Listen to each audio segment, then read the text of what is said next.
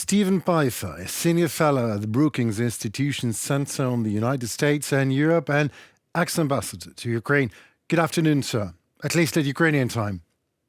Yes, good evening, I guess, Ukraine, and good morning from here in California. Hello, California.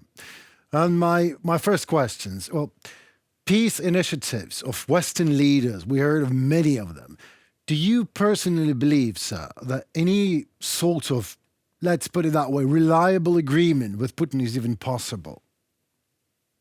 Well, let me start by saying I'm not sure that it's up to the West to try to force a negotiation or force an end to the war. I mean, to me, that has to be a Ukrainian decision, both about entering into negotiations, but also on the terms of a settlement. And I can understand reluctance in Kyiv when thus far I simply see no effort by Moscow to offer a good faith negotiating approach. Absolutely. I am in Kiev now. None. Absolutely. But, with all these talks of escalation, honestly, sliding to my other question, escalation management, whatever that means, sounds a complete rubbish to me. Do you think I'm wrong and the United States and the West, collective West, have real leverage over Russia other than direct military support of Ukraine? I think that the West has leverage both in terms of its ability to support Ukraine, which I think the West should do and should continue to do. Also in terms of tightening the sanctions on Russia. I think the sanctions, while they have not delivered the impact that I had hoped for 2 years ago, I think they have constrained Russia. And the important thing now is to tighten up on those sanctions to make it harder, particularly for the Russian defense industry, to do its part to keep Russia in the war. But when you look at this whole question of escalation, here's my concern is I think, well, really in Washington, going back almost 2.5 years now, Washington said it has two goals for the war. One is to help Ukraine win. The other is to avoid a direct conflict between NATO and Russia. And I think those are the right two goals.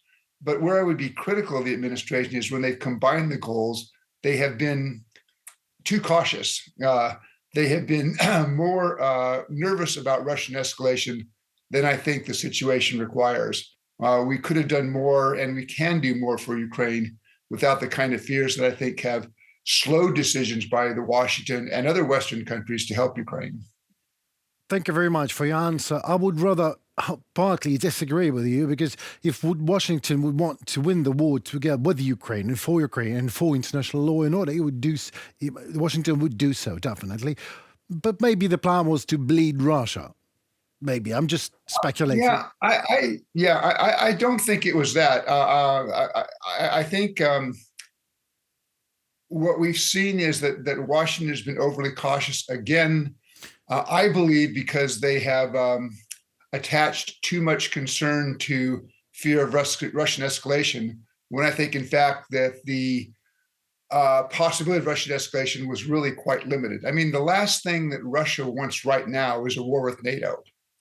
But I believe that there's been too much caution in Washington and decisions. I mean, at the end of the day, Washington usually takes the right decisions, including on finally letting Ukraine use ATACMS missiles to hit military targets in Russia. The problem is that those decisions take too long. Decisions that could have been made in 3 or 4 weeks take 6 or 7 months.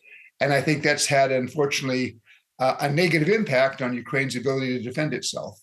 What costs the collective West money costs us blood in Ukraine. That's as simple as that. Exactly. Yeah. And and including what happened with the problem with the American Congress, where Speaker Mike Johnson for 5 months prevented the House of Representatives from voting on additional assistance for Ukraine. That had a real cost for Ukrainians. It was unfortunate, it was unwise, and it was a mistake by the American Congress.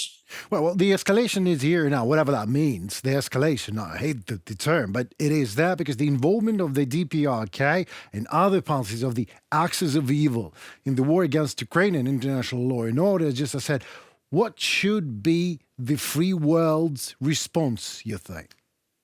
Yeah, well, my first comment would be is the fact that Russia is recruiting soldiers from North Korea is a sign of a certain desperation on the Russians' part. And I think that suggests that Vladimir Putin, in fact, is becoming more concerned about the costs that are being posed on Russian soldiers. I think the British Ministry of Defense now estimates that since February of 2022, the Russian military has suffered 700,000 soldiers killed or injured. So I think there's a certain amount of desperation there.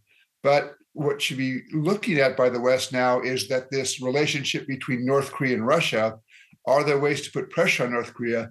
The problem there, quite frankly, is North Korea is so isolated and has been sanctioned, so considerably because of its nuclear weapons program. It may be that the West doesn't have a lot of direct leverage on North Korea. That's a problem. Maybe, and yes. But, well, another question. I would love to speculate on that, Tim. I have a lot of questions, Mr. Pifer, about South Korea and North Korea, but maybe next time. We're really tight on the schedule today. So, last question for tonight. The impact of the new United States administration on Europe's security policy and support for Ukraine is enormous.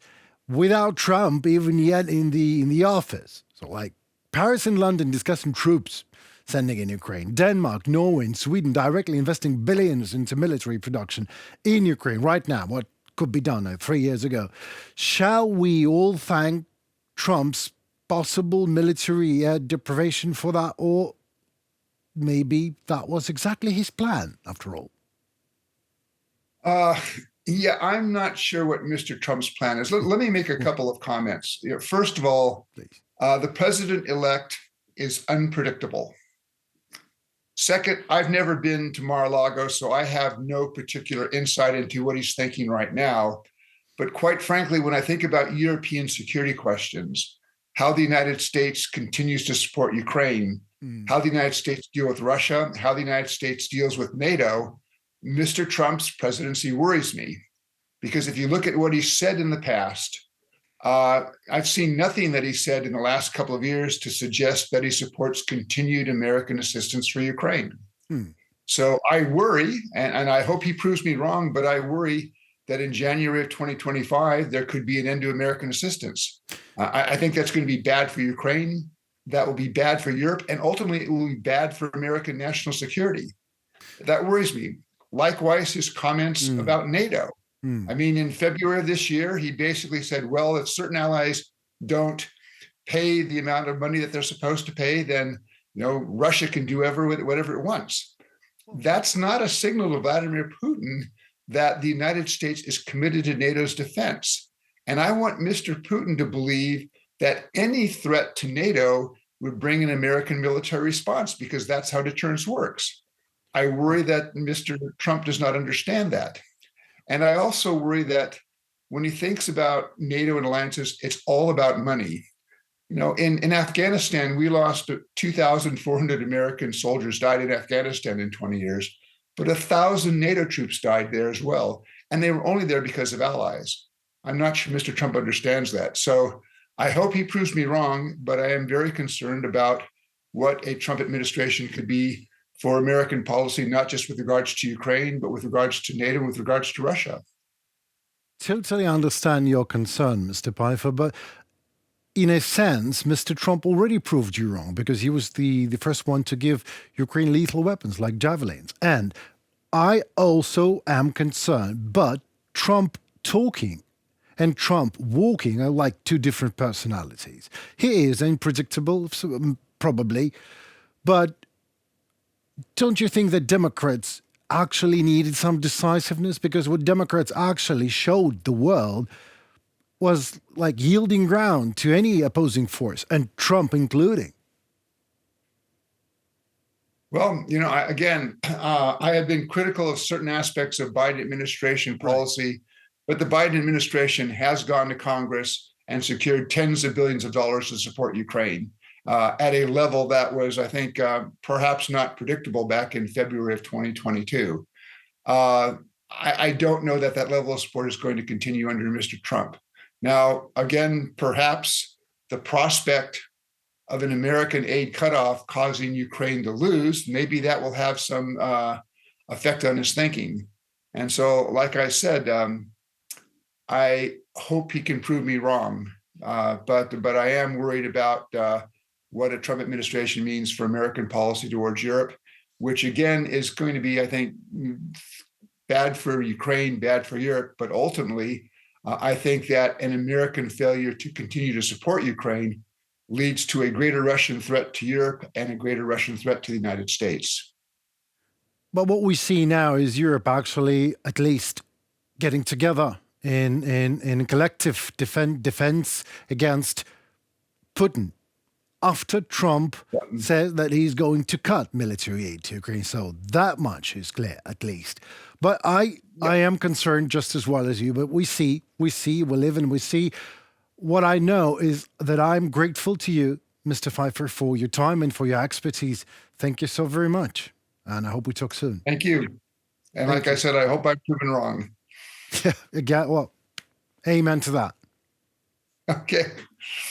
Thank you. Goodbye.